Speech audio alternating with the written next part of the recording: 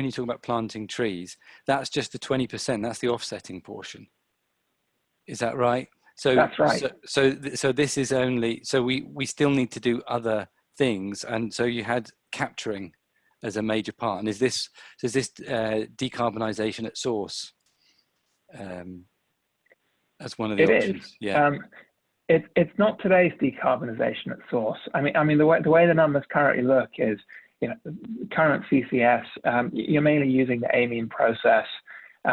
You're effectively chemically, combining the CO2 coming out of an exhaust plant, with amines, and then steam treating the amines to get the CO2 back, and then sending that CO2 into geological storage. The cost of the separation are about $50 a ton, and the costs of the storage, really variable. It can be between $5 and $80 a ton, but let's call it 30 as a midpoint. So $80 a ton for conventional CCS.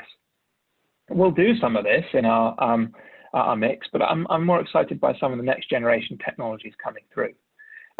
There's one where instead of burning the gas in air, you actually burn the gas in a pure atmosphere of CO2 and just enough oxygen so that the gas will burn.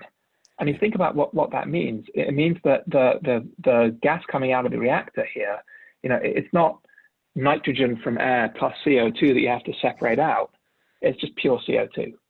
And you can put that CO2 straight into sequestration. That's a process called oxycombustion. We think that works at somewhere between around $30 a ton. There's other types of fuel cells that will naturally concentrate CO2 across a membrane while generating electricity in the process. Yeah. And so, these are the sorts of things that go into our numbers.